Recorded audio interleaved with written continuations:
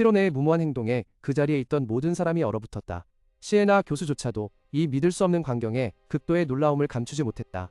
그동안 실온에는 심연 속으로 곧장 추락하고 있었고 시간은 초 단위로 흘러갔다. 갑자기 마력의 흐름이 그의 몸을 휙휙 스치고 지나가기 시작했고 그는 공중에서 몸을 피해야만 했다. 위험에 직면했음에도 실온에는 전혀 당황하지 않았다. 그는 의식을 유지하기 위해 모든 집중력을 쏟아부었고 몸 주변의 보호 에너지장 인형력이 파괴되는 순간 모든 것이 끝날 것임을 알고 있었다. 공중에서 실온은 정신 영역의 밝은 황금빛 섬광에 둘러싸여 있었다. 실온의 속도는 급증하여 그를 심연으로 돌진하는 빛의 줄기로 변모시켰다. 이미 먼저 뛰어내렸던 다른 수련생들은 믿을 수 없는 속도로 자신들을 스쳐 지나가는 황금빛 섬광을 겨우 알아차릴 수 있었다. 모두는 할 말을 잃었고 눈앞의 광경을 믿을 수 없었다. 마크조차도 경악을 금치 못했다. 그는 가장 마지막에 뛰어내렸던 실온이 어떻게 그렇게 빠르게 모든 사람을 추월할 수 있었는지 궁금했다. 한편 실온은 자신을 둘러싼 압력과 위험에도 불구하고 여전히 고도로 집중된 표정을 유지한 채 흔들림 없는 눈으로 앞을 똑바로 응시했다. 번잡함 속에서도 몇몇 사람들은 신입생의 예상치 못한 점프에 여전히 경악을 금치 못했고 그 일은 믿을 수 없을 만큼 빠르게 일어났다. 군중 속에 서 있던 세리엘은 놀란 얼굴로 에이미에게 실온애가 마법을 사용하는 것이 처음이라고 말했던 것에 대해 따져 물었다. 친구의 당황스러움과 달리 에이미는 그저 살짝 숨을 내쉬며 미소를 지었다. 속으로 그녀는 실온애가 비록 출발은 늦었지만 충분히 상황을 역전시킬 수 있다고 분석했다. 그녀는 실온애가 연습했던 속도를 유지하기만 한다면 분명히 1등을 할 것이라고 확신했다. 한편 심연 위를 활공하던 마크는 마법의 기류에 둘러싸인 채 선두를 달리고 있었지만 실온애가 바로 뒤를 바짝 추격하는 것을 보고 극도로 분노하고 무력감을 느꼈다. 그는 자신은 최선을 다했는데도 왜 팀원들이 그를 막지 못했는지 이해할 수 없었다. 직후 실온애는 밝은 빛과 함께 가속하여 마크를 추월했고 놀란 상대방을 뒤에 남겨두었다. 마크는 실온이 여전히 자신보다 앞서고 있음을 깨닫고 분노로 가득 찬 채 필사적으로 추격하고 있었다. 동시에 숲의 다른 곳에서 마리아는 오솔길을 홀로 걷고 있었다. 그녀는 본래 무능한 사람이 아니었다. 과거 한 교수와의 대화가 떠올랐다. 그는 그녀의 점점 나빠지는 학업 성적에 대해 추궁했었다. 마리아는 고통스러운 얼굴로 학우들의 가혹한 대우와 경쟁을 더 이상 견딜 수 없다고 고백했다. 하지만 교수는 그것이 모든 학생이 더 강해지기 위해 겪어야 할 필연적인 일이라고 냉정하게 말하며 그녀가 마법사가 될 가능성에 대해 의심했다. 바로 그 때문에 그녀는 6년 동안 칠반에 머물러 있었다. 현실로 돌아온 마리아는 자신에게 경쟁을 좋아하지 않는다고 말했다. 그러나 직후 그녀 안에 결심이 솟구쳤다. 경쟁을 싫어하더라도 괴롭힘당하는 것은 그보다 더 싫었다. 단호한 눈으로 마리아는 마크가 승급하는 것을 용납할 수 없다고 단언했다. 세 번째 시험이 끝나자 참가 수련생들은 낙하하면서 세 개의 다른 그룹으로 나뉘었다. 선두 그룹은 실온애와 마크의 팀으로 구성되어 치열한 경쟁을 벌였다. 그들을 약 3m 뒤에서 중간 그룹이 위치를 유지하려 애썼다.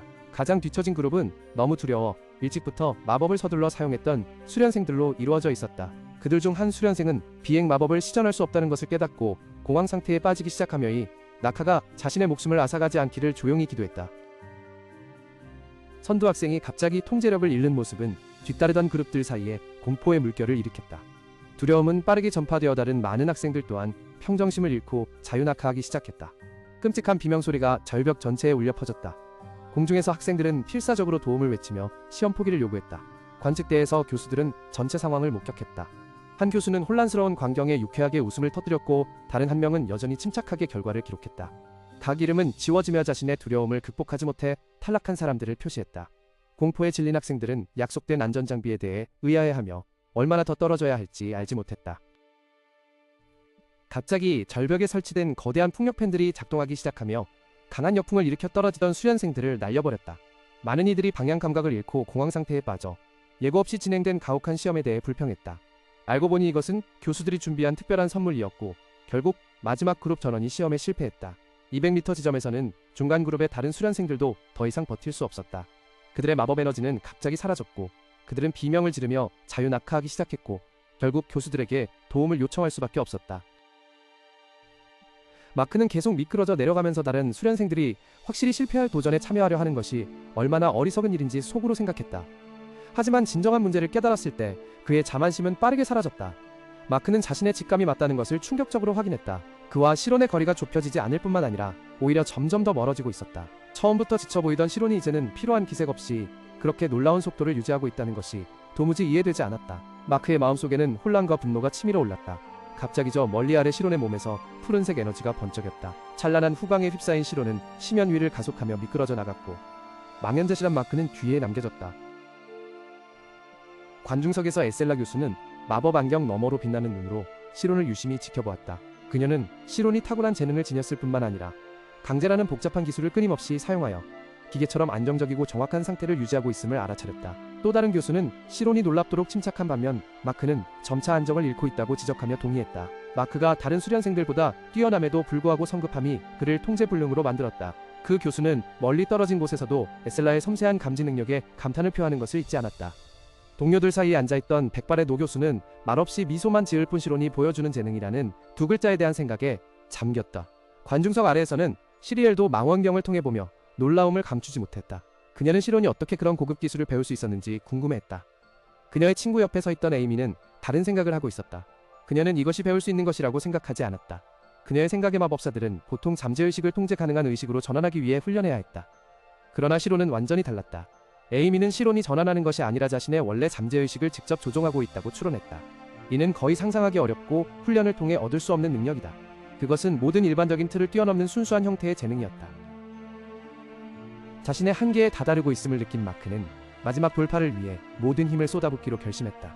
한편 다른 수련생 한 명도 마크의 무모한 행동을 알아채고 남아있는 모든 정신 에너지를 단 한 번의 기회에 쏟아부을지 저울질했다.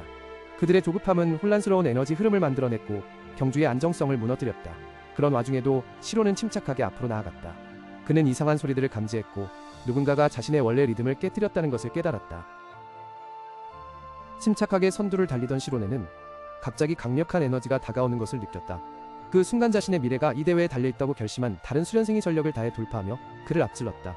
시로네가 미처 정신을 차리기도 전에 뒤에서 또 다른 수련생이 앞을 가로막자 시로네는 충격에 얼어붙었다.